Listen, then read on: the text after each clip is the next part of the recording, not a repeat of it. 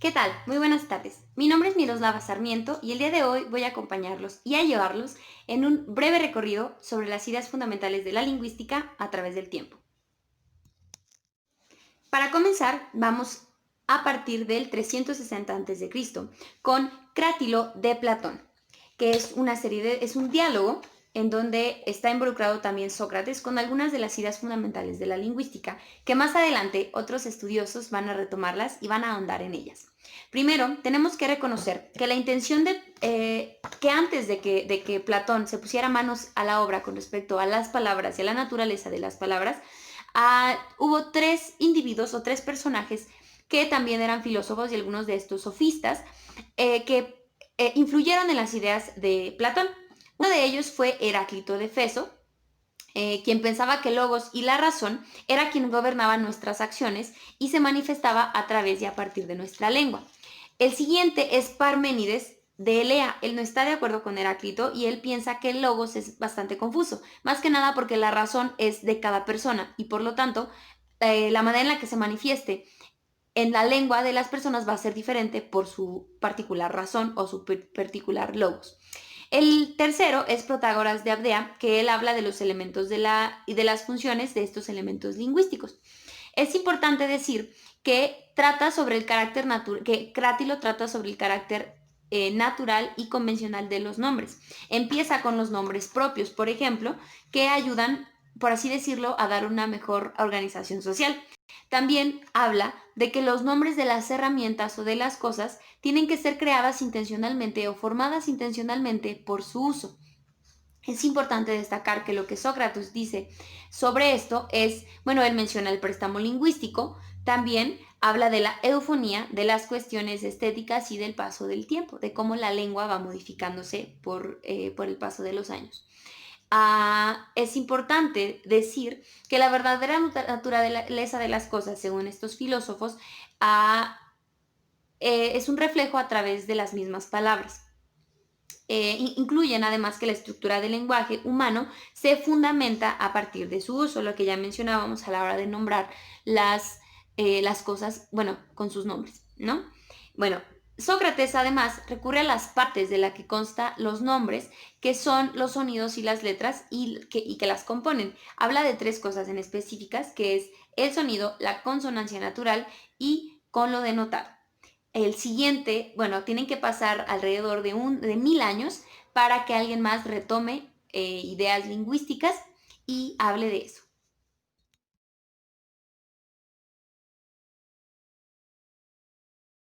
Para continuar, 1000 años después aparece Dante Alighieri, mejor conocido por su obra La Comedia o popularmente conocida como la Divina Comedia.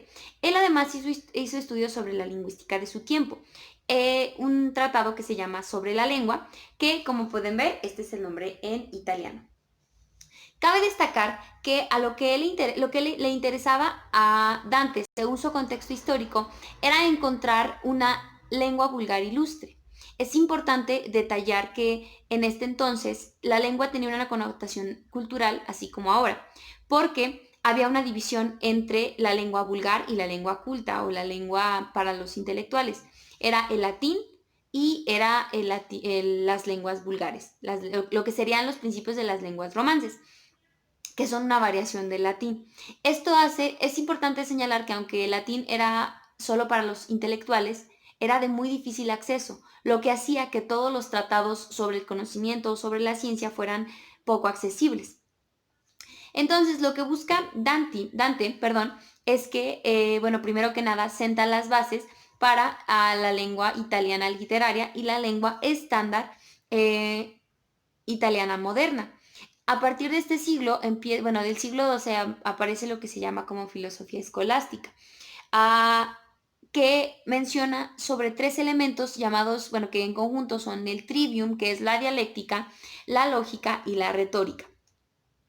Ellos definen la gramática, que es un término muy presente en los tratados lingüísticos, incluso del momento de los más actuales, y definen a la gramática como leer y escribir latín correctamente. Esa era su gramática, solo les interesaba la gramática que tuviera que ver con la lengua de los intelectuales. Ah, una cosa que, bueno, algo que decían era que el latín, de que era la lengua culta, pero que las lenguas vulgares eran unas lenguas más naturales, que aparecían a través de lo libre y de lo espontáneo. La lengua vulgar ilustre, lo que él llama un modelo lingüístico buscado, a propósito, intencional. Dante no concluye su obra, eso es importante de mencionar, y menciona que las lenguas vulgares, además de ser de los estratos más bajos, son también lenguas artificiales, precisamente por las características que les dije de ser espontáneas y libres. Y que las lenguas que no son artificiales son las que son como a propósito, las que son concebidas o constituidas con todas las reglas de manera intencional. Por último, es importante decir que Dante da una introducción hacia la forma, porque dice, habla de tres cosas, del léxico, de la sintaxis y de la morfología. Y en su tiempo, él habla de que los vocablos indican cosas, y este es el léxico. En lo sintáctico habla de su construcción, la construcción de los vocablos. Y luego habla de la morfología, que son las desinencias. Dante nos da una exposición de cómo las lenguas se diversifican históricamente. Esto es muy importante porque hace una relación entre historia, sociedad, cultura y lengua, cómo afectan en la lengua de los hablantes o en la lengua de los hablantes. Habla de cómo muchas lenguas están emparentadas desde un punto de vista genético, aunque posteriormente se llega a la conclusión se llega a varias conclusiones que hablan de la genética de la lengua y de una lengua que aparece solo después y que no tiene nada que ver lo genético, sí está mencionando el origen, o al menos está dando, como dicen, el gatazo con respecto a el origen de la lengua, el origen de la lengua humana, el origen de las capacidades, de cómo surge a partir de las capacidades físicas y cognitivas de los seres humanos, cómo es posible que toda esta especie sea capaz de comunicarse a través de símbolos, de grafías y etcétera, etcétera.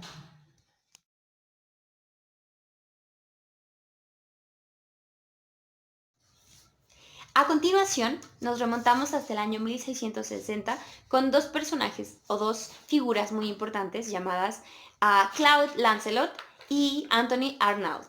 Ellos escriben una obra que se llama Gramática General Racionalizada y tiene mucho que ver con los movimientos de la época, con respecto a la epistemología, que es el empirismo y el racionalismo. Ellos, bajo la influencia de otros racionalistas como René Descartes y Blaise Pascal, ellos hablan de un análisis definitivo de la lengua. Es muy importante mencionar que ellos parten de sus de sus estudios de las lenguas de árabe y del hebreo. Y ellos llegan a la conclusión, a la primera conclusión fundamental, de que el lenguaje o la lengua escrita, perdón, la lengua escrita y la lengua hablada no son lo mismo y no son análogas, sino que tienen constituciones diferentes y que hay que estudiarlas por separado porque tienen elementos muy importantes que si bien se pueden complementar en la práctica, pueden ser también motivo de separación para no tratarlas como si fuera lo mismo.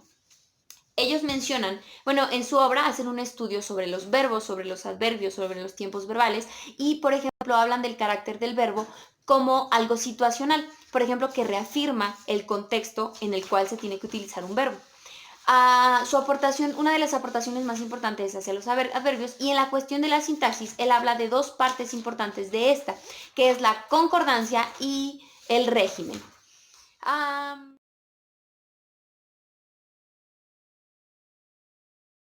Ahora seguimos con Franz Bopp. Él es un lingüista y filólogo alemán que en el año de 1833 publica una obra que consiste en su estudio del sánscrito, en donde ahonda en una característica particular de esta lengua, que es su imposibilidad total de ser aglutinante, y la considera como una lengua mecánica.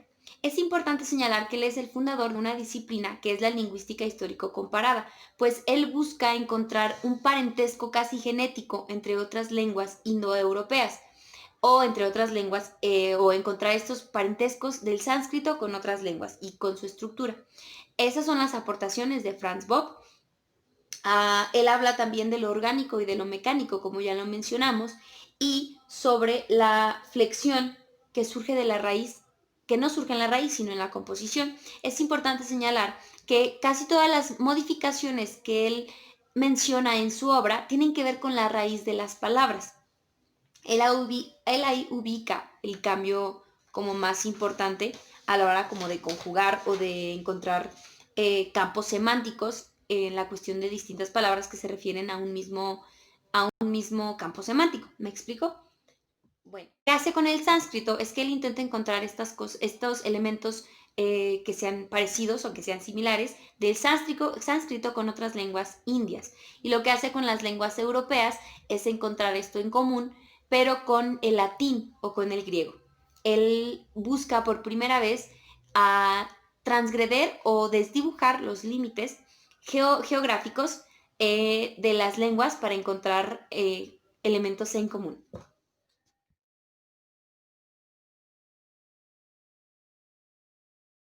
De Saussure, quien en 1916 aparece como autor de un texto publicado llamado el Curso de Lingüística General.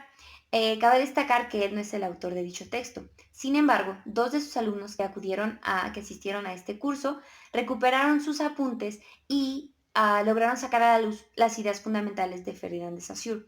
Estos alumnos fueron Charles Bailey y otro más que se apellida Schecheside. Cabe destacar también que se basó su estudio en el signo lingüístico, el que tiene significado y significante, y también lo caracterizó, poniéndolo como arbitrario, ya que su significado no tenía mucho que ver con su representación escrita, por ejemplo. También habló de la mutabilidad e inmutabilidad del signo lingüístico. La primera característica es que también cambia el signo lingüístico a través del tiempo, así como lo hace la lengua a través de la historia.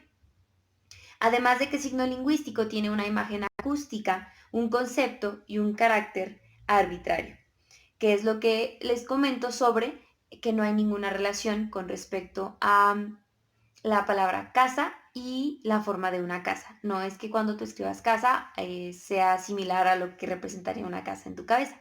¿Me explico? Bueno, él habla también de la sincronía y la diacronía, que la primera tiene que ver con un estado particular de un sistema complejo como la lengua, en el que sus diversos componentes constituyen y son coexistentes e interaccionan entre sí para constituir un sistema estático. El segundo, la diacronía, tiene que ver con los diversos sistemas que se suceden en el tiempo y que por lo tanto no pueden ser coexistentes ni simultáneos. Eso es muy importante. Otra cosa que tenemos que entender es que el curso se dedica también a entender la diferencia entre lengua y lenguaje, así como lengua y habla. Y cabe destacar también que el habla tiene un carácter interno y otro externo. El interno tiene que ver con algo psíquico y el externo podría ser con algo físico.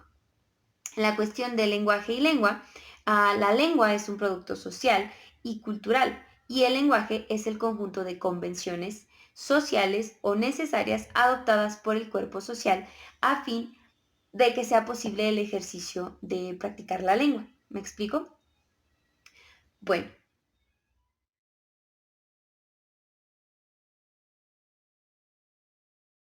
sigue el turno de Edward Sapir, quien en 1921 escribe su obra Lenguaje y que se ve influido por el antropólogo norteamericano Franz Boas, quien promovió el estudio de las culturas indígenas a través de textos orales. Lo que hace Sapir es volver la lupa hacia el cuestionamiento del origen del lenguaje, si es un instinto biológico o si no lo es. Él opina que no es un instinto biológico, pero sí una función instintiva, sobrevenida y cultural. Él dice, por ejemplo, que las onomatopeyas no son imitaciones de sonidos de los animales o del ambiente o del entorno, sino que son creaciones lingüísticas culturalmente determinadas. Un ejemplo es el ay en español o el ouch del inglés. El lenguaje, por ejemplo, es un método puramente humano y no es instintivo, pues no es instintivo comunicar ideas o emociones o deseos, sino que es un sistema de símbolos voluntariamente producidos. La asociación es simbólica, por lo tanto, la palabra es simplemente una etiqueta. Él sí presta bastante atención en lo semántico, pero más que nada en la cuestión de la asociación. Él argumenta que la razón y el lenguaje van de la mano, pues el lenguaje es determinado por el pensamiento y no el pensamiento determinado por el lenguaje. Él tiene una concepción mentalista y habla del lenguaje como un producto histórico.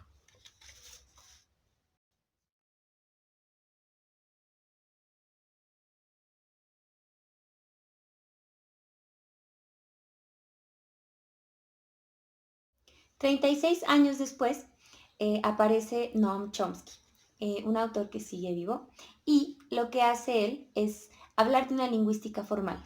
Él es formalista y él busca unir de alguna manera en sus estudios la lingüística con las matemáticas.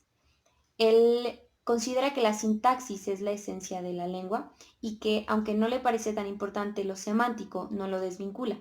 Lo que a él le parece es que tanto lo sintáctico, una oración bien compuesta sintácticamente, no depende del significado de sus elementos, que sería la cuestión semántica. Él es el creador de la gramática generativa y supone esta gramática una ruptura metodológica y epistemológica radical con el estructuralismo norteamericano.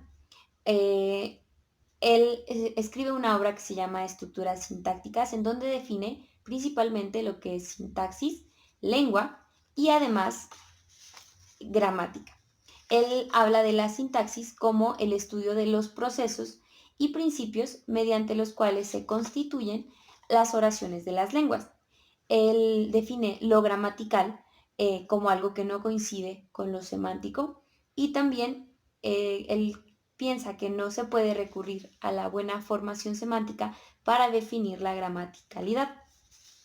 La lengua él la define como el conjunto de oraciones construidas a partir de un conjunto de elementos, un conjunto finito de elementos. Esto es muy importante. Busca un análisis formal, un análisis más rígido. Él propone hacer un estudio por cada tipo de oración, un estudio específico, con sus elementos y sus reglas aparte. Um, Él además menciona la diferencia entre las oraciones pasivas y activas, en donde, por ejemplo, en la activa hablamos de un sujeto y predicado y en su lugar, en la cuestión de el pasivo, se habla de un agente, de un paciente y de un complemento directo, por así decirlo. Estas fueron las aportaciones de Noam Chomsky en 1957. En 1995 vuelve para retomar su primera hipótesis y reformularla.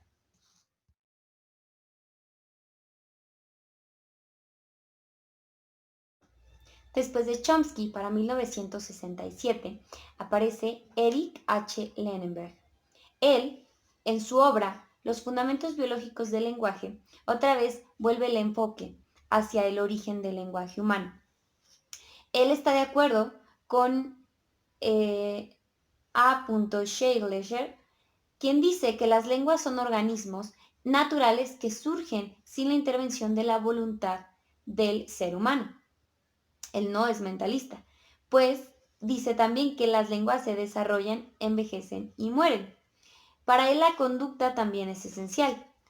Él no es innatista ni conductista, sin embargo, él considera que las dos partes son posibles. Él podría ser conductista e innatista al mismo tiempo. Él habla de que no es necesaria esta dicotomía, pues en realidad una pertenece a la otra, o más bien las dos pueden interaccionar o pueden tener una interacción sin problema. Un elemento crucial que él considera para determinar la naturaleza fundamental del lenguaje humano es la independencia de esto a las expresiones materiales. Es decir, una persona que nace sin la capacidad física y fisiológica de hablar o de ver o de escuchar puede desarrollar de todas maneras un tipo de lenguaje. A eso se refiere con que a pesar de no tener los elementos materiales para que se produzca el lenguaje que conocemos, el lenguaje convencional, de todas maneras el ser humano puede hallar una manera de comunicarse, una cuestión de signos y símbolos con significados, referentes y asociaciones. Él piensa en el carácter dinámico y adaptativo precisamente por estas cuestiones. Él argumenta que hay una disposición para el lenguaje que depende de la maduración, que hay un momento en el desarrollo, tanto físico como cognitivo, de los individuos en los que pueden hacer uso de sus cualidades y capacidades del lenguaje. Él da paso a un nuevo paradigma naturalista de investigación contemporánea, que aún en nuestro siglo se sigue desarrollando, llamado la biolingüística. Perdón.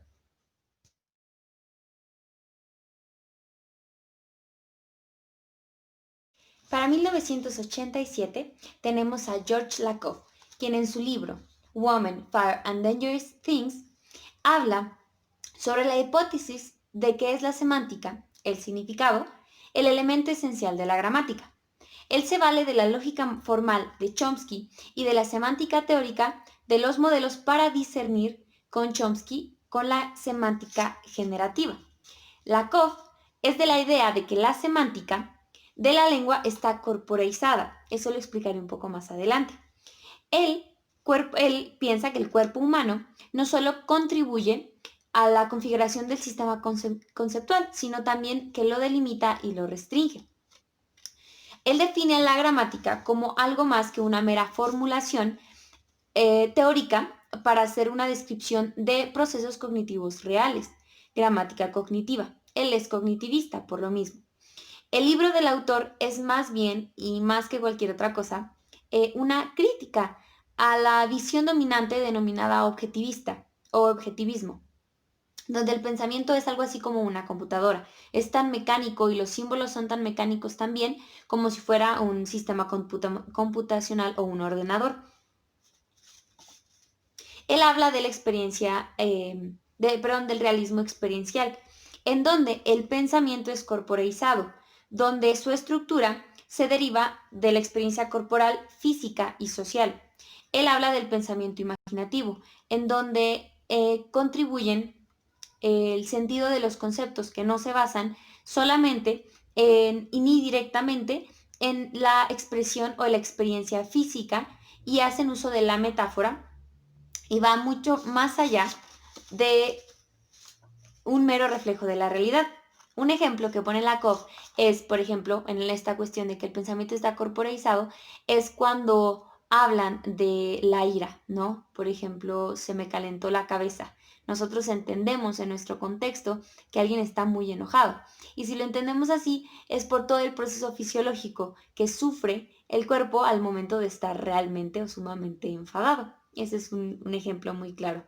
Y lo mismo con la metáfora, decir se me calentó la cabeza o estoy hirviendo de ira o estoy en llamas o estoy, no sé, rojo de coraje, hace uso de la metáfora. También Lakoff dice que el pensamiento tiene propiedades gestálticas u holísticas. Esto significa que no se puede dividir en átomos para estudiarse cada uno, ni tampoco que átomo por átomo se puede construir o se puede componer. Él también dice que el pensamiento tiene una estructura ecológica y que el proceso cognitivo depende de la estructura total del sistema conceptual. Él habla de las categorías radiales y analiza dos casos de clasificación nominal. De ahí viene el título de su libro, Fire, Women and Dangerous Things, que serían mujeres, fuego y cosas peligrosas. Ya que él estaba estudiando dos lenguas, estaba estudiando esta clasificación nominal en una lengua australiana que es el Yirbal y la lengua japonesa. Y del Yirbal, aquí en donde los sustantivos llevan compuestos compuestos de 4 palabras que clasifican este sustantivo en 4 clases. Esta segunda de las clases es expresada mediante la clasificación Balan e incluye las palabras referidas a las mujeres y al fuego. Y la asociación es esta. Las mujeres son asociadas al sol por muchas cuestiones míticas y místicas. Y el sol es relacionado con el fuego, ya que es muy caliente.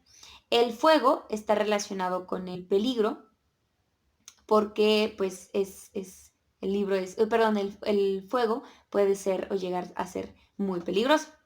Por último, él define a las palabras como símbolos usados en el pensamiento.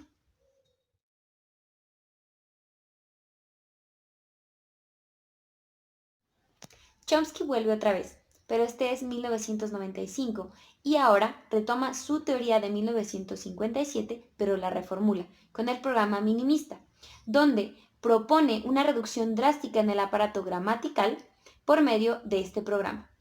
Desde el punto de vista minimista, en él se intentan reducir al máximo todas las redundancias y principios en los diversos elementos de la teoría gramatical.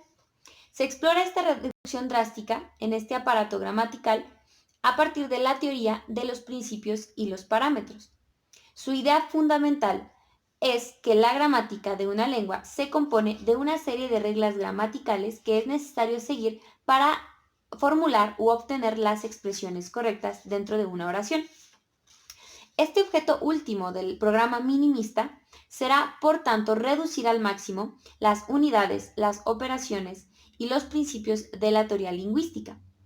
Esto es postular la existencia de unidades, niveles y operaciones y principios que respondan a condiciones de buen diseño y sean concretamente necesarios, solo y concretamente necesarios. Se explora esta reducción drástica a partir de esta premisa.